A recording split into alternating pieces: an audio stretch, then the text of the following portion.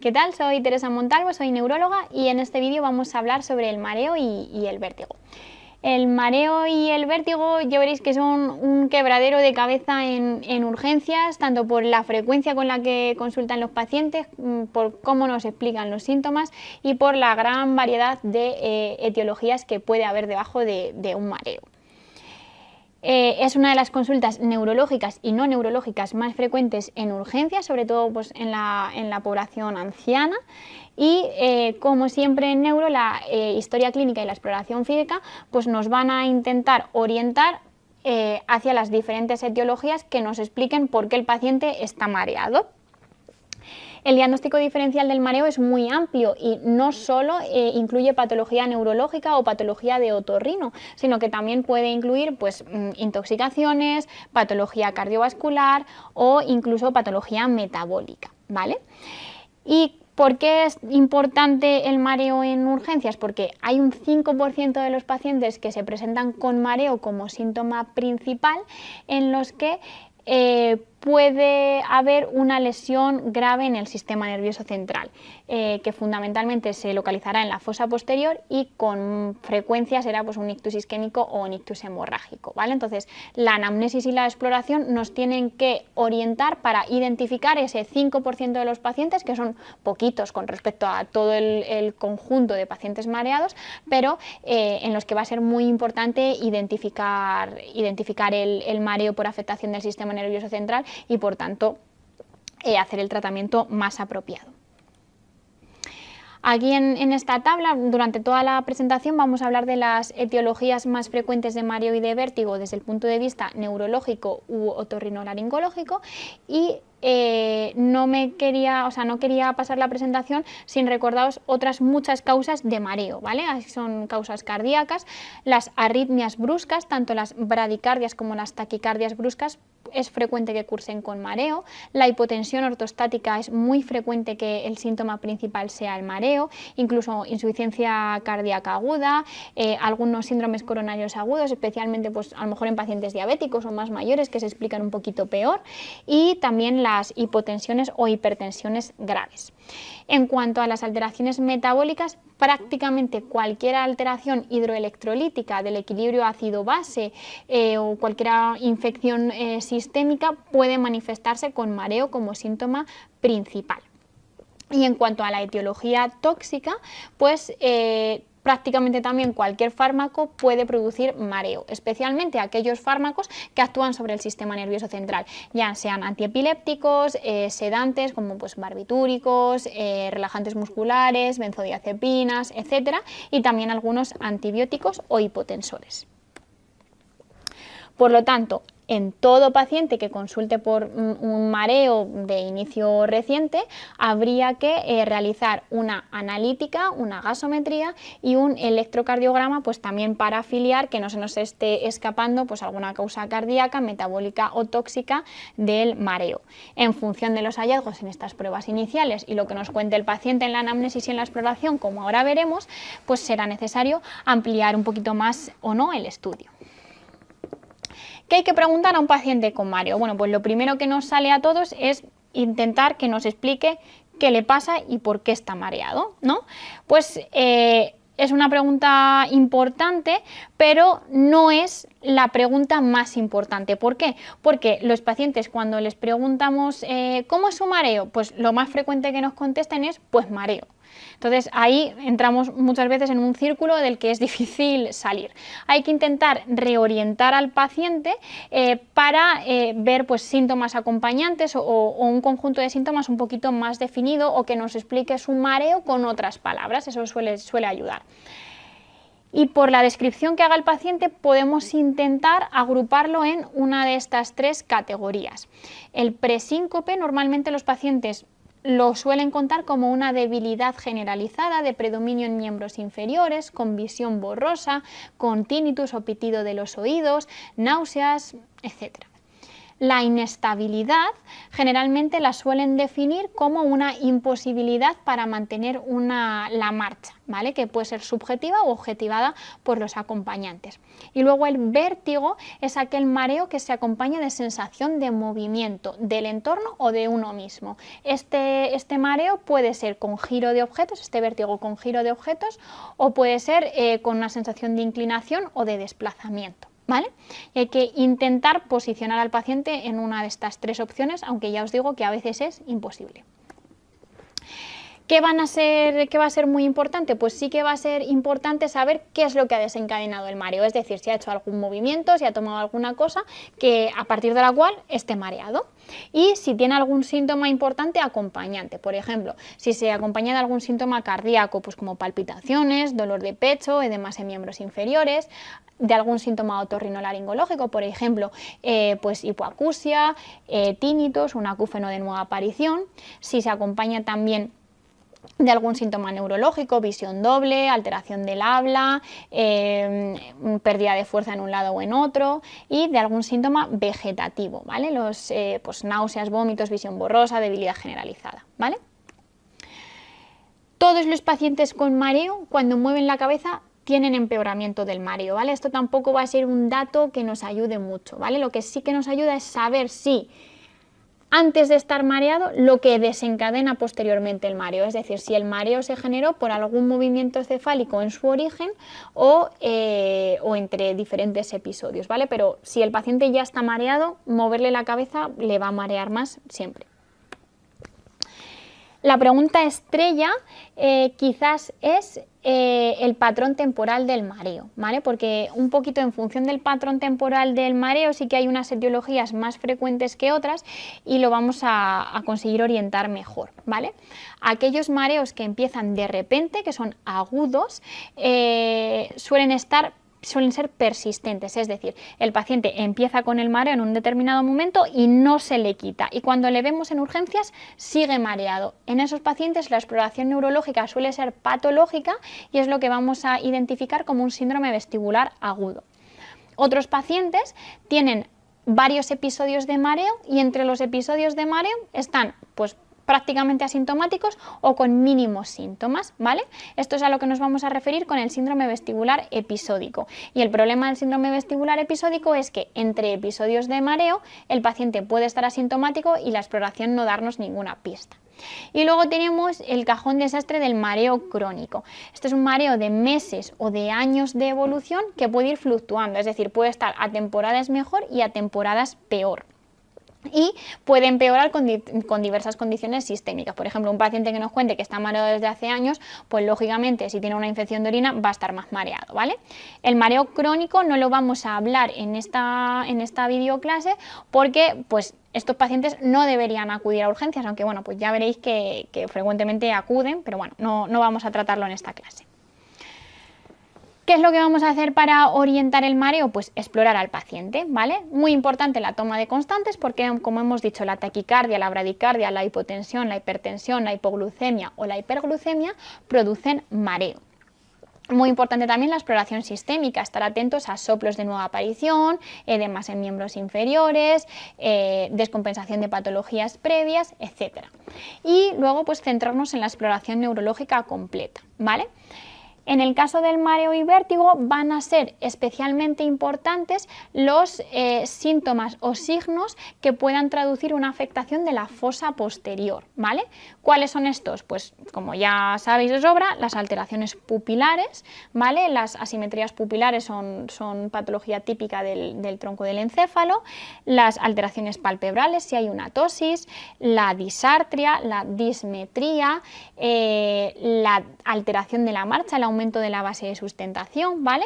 Y esto es muy importante, ¿vale? Porque en todo paciente con mareo tenemos que valorar la marcha, ¿vale? Porque hay veces que el paciente en estático no está mareado y realmente se marea o tiene inestabilidad cuando le ponemos a andar y solo cuando le ponemos a andar, ¿vale?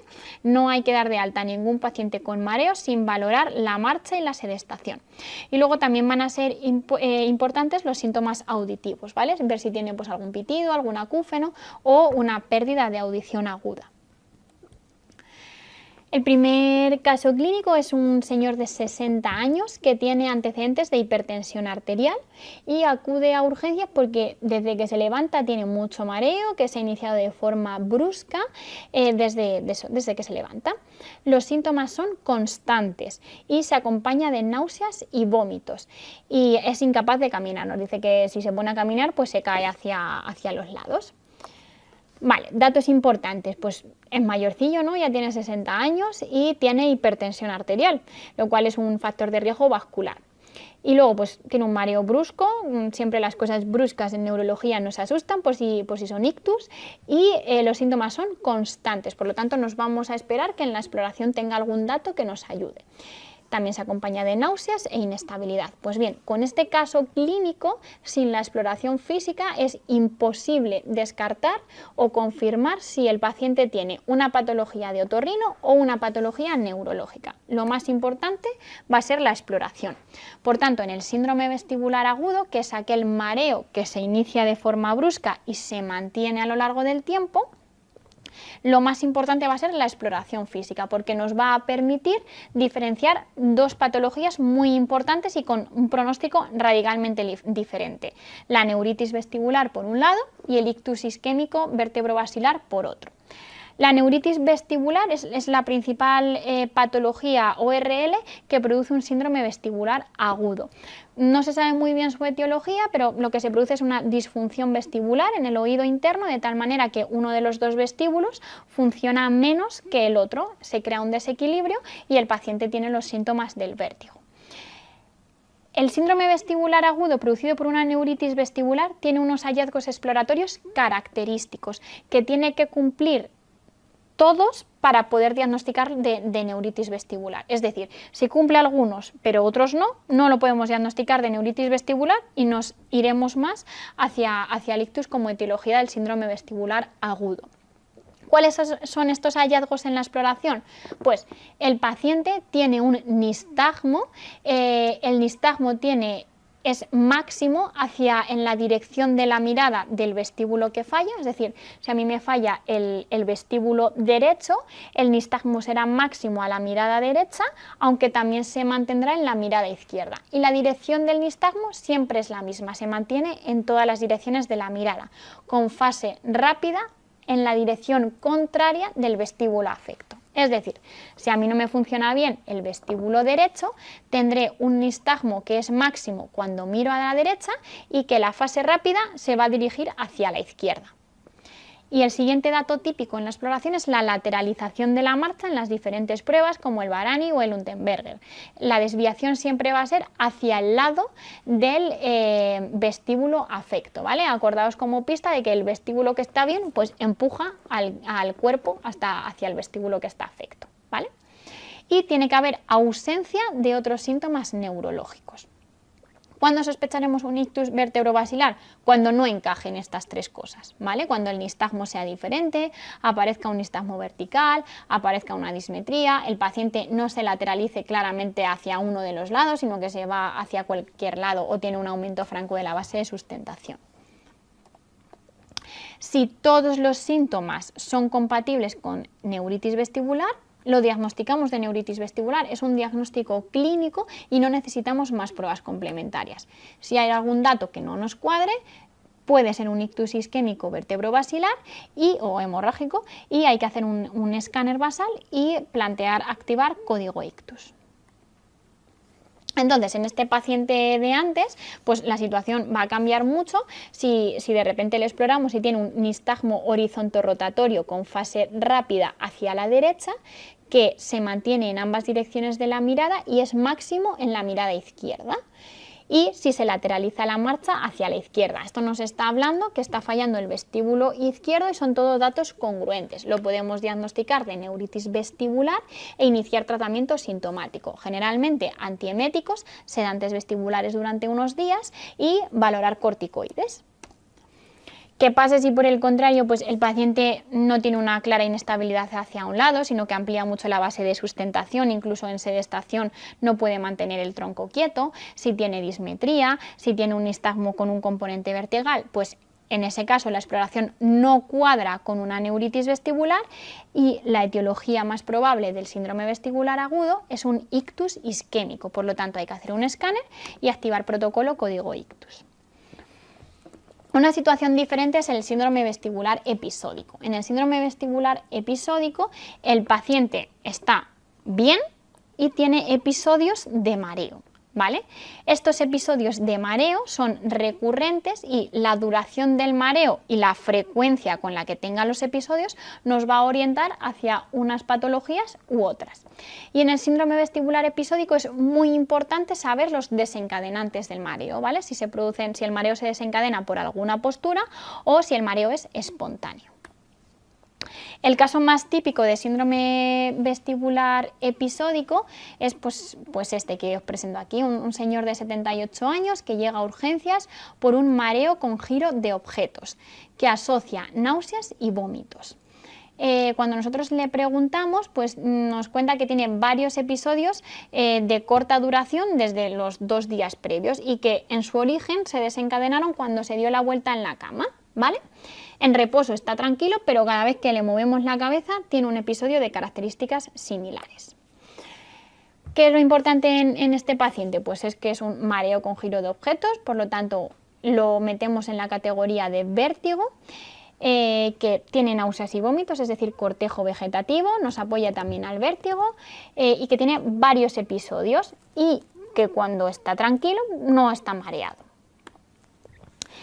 Como ya os imagináis, es el caso prototípico de un VPPB, que es un vértigo posicional paroxístico benigno, que es una de las etiologías más frecuentes del síndrome vestibular episódico provocado. El VPPB se produce por una salida de los otolitos y que se quedan almacenados pues, en los canales semicirculares, fuera de donde tienen que estar, y estimulan el vestíbulo produciendo esta sensación vertiginosa. Se desencadenan por los movimientos cefálicos. Es muy típico, pues pacientes ancianos que se dan la vuelta rápidamente en la cama o muchas veces pues también nos lo cuentan cuando se ponen a atender, que hacen una flexión brusca del cuello o cuando miran para arriba al estar en una escalera. Son como signos muy típicos de desencadenar el VPPB. Los episodios de vértigo, pues los pacientes se ponen malísimos, están muy sintomáticos, pero realmente se autolimitan en unos minutos y cuentan un vértigo con mucho componente de movimiento más síntomas vegetativos. La exploración cuando el paciente está quieto va a ser totalmente normal y es como tiene que ser en un VPPB, pero contamos con la maniobra de Disch-Hallpike para desencadenar los síntomas. La maniobra de Disch-Hallpike, como sabéis, consiste en tumbar al paciente con la cabeza lateralizada y ahí pues estaremos estimulando los otolitos que están fuera de su lugar y desencadenaremos un nistagmo característico en función del canal semicircular que estemos estimulando. Si confirmamos que es un VPPB, el tratamiento consiste en la maniobra de Epley, es decir, estos giros que le hacemos al paciente para colocar los otolitos.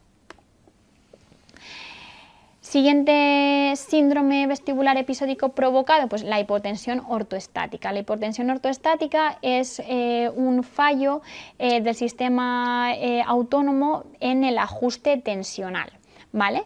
Se produce mareo sobre todo al alcanzar la bipedestación desde la sedestación y sobre todo desde la posición en la que el paciente está tumbado. ¿Vale? El mareo aparece a los pocos minutos, entre 1 y 3 minutos, desde que el paciente se encuentra en posición de bipedestación. Suele acompañarse de sensación de debilidad en miembros inferiores, a veces también un poquito de temblor en miembros inferiores y también de muchos síntomas vagales. Y el mareo se soluciona si el paciente se sienta o incluso se tumba. El diagnóstico es clínico, ¿vale? Con síntomas que se desencadenan después de alcanzar la bipedestación y asegurándonos una toma de tensión, ¿vale? Tenemos que hacer la toma de tensión con el paciente en reposo y luego tras 3 minutos del paciente en bipedestación. Entonces pues veremos una caída de la tensión sistólica de 20 milímetros de mercurio, de 10 milímetros de mercurio en la diastólica o una mala corrección de la frecuencia cardíaca. Es bastante frecuente en pacientes ancianos que se les suelen acumular muchos tratamientos hipotensores, también es frecuente en pacientes diabéticos y en otras patologías que tienen un fallo del sistema nervioso autónomo, ¿vale? Por ejemplo, la enfermedad de Parkinson. Otro caso clínico pues es una mujer de 50 años que llega a urgencias por un episodio de mareo con giro de objetos, de 12 horas de evolución. Refiere que ya le ha pasado esto en otras ocasiones, que más o menos le da un episodio al año, y durante el mareo también ella nota sensación de plenitud y taponamiento auditivo, y pues nota que en estos años que le va pasando esto está perdiendo un poquito de audición. Como ya habréis sospechado, pues es el caso prototípico de un síndrome de Meniere, ¿vale? En el síndrome vestibular episódico espontáneo, es decir, no desencadenado por los movimientos cefálicos, principalmente tenemos que sospechar 3 patologías: el síndrome de Meniere, el vértigo asociado a la migraña y el ictus, el AIT de fosa posterior. El síndrome de Meniere es una patología de etiología no conocida, que es más frecuente en mujeres y se caracteriza por episodios de vértigo con componente vegetativo y con tinnitus y sensación de plenitud óptica. Entre los episodios sí que puede haber una pérdida de audición progresiva y un poquito de mareo basal, ¿vale? El vértigo puede durar generalmente horas. La siguiente etiología más importante es el vértigo asociado a la migraña. Hay que tener en cuenta que todos los pacientes que tienen migraña, o la mayoría de ellos cuando están con mucho dolor, tienen cierta sensación de mareo, ¿vale? Aparte, hay fenómenos que son pues, acompañantes migrañosos en los que el vértigo tiene la misma duración y la misma cadencia que la migraña, es decir, son episodios de vértigo con mucho giro de objetos que pueden durar entre 4 y 72 horas y que se pueden acompañar de otros síntomas migrañosos y pueden aparecer junto al dolor de cabeza o por separado, ¿vale? Los pacientes suelen tener varios episodios, es decir, pero bueno, sí que es verdad que se pueden presentar como primer episodio en la urgencia y en estos casos, pues ante un dolor de cabeza y un vértigo, lógicamente hay que hacer un TAC craneal. Y luego la otra etiología que nos queda es el AIT vertebrobasilar, que es pues un ictus, es un ictus transitorio que no llega a dejar secuelas afortunadamente. Es la causa más peligrosa de síndrome vestibular episódico no provocado, pero también es la menos frecuente, ¿vale? Es verdad que el mareo es el síntoma principal del AIT vertebrobasilar, pero generalmente no suele ser el único. Normalmente ya vemos al paciente con la clínica resuelta, así que nos va a decir que ha tenido mareo, pero tenemos que hacer un esfuerzo en estos pacientes para intentar investigar pues, si ha tenido también visión doble, si ha tenido pues, cierto problema al hablar, si ha tenido debilidad o alteración de la coordinación de algún miembro, ¿vale? Tampoco es frecuente que haya muchos AITs vertebrobasilares encadenados, ¿vale? Porque normalmente cuando ocurre esto es porque hay pues, una estenosis crítica en algunas de las arterias del sistema vertebrobasilar y acaban haciendo un ictus isquémico establecido, ¿vale? Pero sí que es verdad que hay etiologías un poquito menos frecuentes, como el síndrome del robo de la subclavia, en la que pues, ante determinados movimientos del brazo pues, se produce un flujo sanguíneo reverso del sistema vertebrobasilar hacia el brazo y podría dar estos síntomas de AIT vertebrobasilar. Aquí os he dejado una tabla donde pues vemos las diferentes etiologías de vértigo que hemos estado hablando, ¿vale? Y sus características más importantes. Quizá lo más importante para diferenciar unos de otros es si el mareo se mantiene desde el inicio, ¿vale? Que estaríamos hablando de la neuritis vestibular o del ictus, y de la duración de los episodios, ¿vale? El VPPV dura menos de un minuto, el Meniere y la migraña duran horas, el AIT menos de 24 horas y la hipotensión ortostática pues realmente segundos, minutos hasta que el paciente se sienta. Y luego también muy importante, pues los desencadenantes. Y aquí un pequeño resumen. Cuando vemos a un paciente con mareo en urgencias, muy importante la descripción de los síntomas, pero mucho más importante el patrón temporal, ¿vale? Los síntomas acompañantes y la exploración neurológica. Si encontramos signos o lo que nos cuenta el paciente pues nos sugiere una enfermedad cardíaca, metabólica o al inicio de algún tóxico, pues continuamos con la evolución de esas patologías y el tratamiento específico. ¿Que no nos parece ninguna etiología tóxico-metabólica, cardíaca, etcétera? Pues enfocaremos más el diagnóstico hacia patología neurológica u ORL. Si los síntomas son continuos, hablaremos de un síndrome vestibular agudo y la exploración nos va a permitir diferenciar entre neuritis vestibular e ictus vertebrobasilar. Si los síntomas son episódicos, hablaremos de síndrome vestibular episódico y en función de si es espontáneo o desencadenado por los movimientos cefálicos o por los cambios de postura, hablaremos de diferentes etiologías, como hemos visto antes. Y a modo de conclusión, pues que el dato más importante en la anamnesis de los pacientes con mareo es el patrón temporal de los síntomas para diferenciar el síndrome vestibular agudo del síndrome vestibular episódico. Todos los pacientes con mareo empeoran con los movimientos cefálicos, pero hay que intentar investigar si el episodio inicial de mareo se desencadena por los movimientos cefálicos y si el paciente está quieto, se queda sin mareo. La exploración neurológica es fundamental para diferenciar las causas graves de mareo y ante una sospecha de un ictus, porque la exploración no sea exactamente la de la neuritis vestibular, hay que activar código ictus para descartar ictus isquémico o hemorragia de fosa posterior.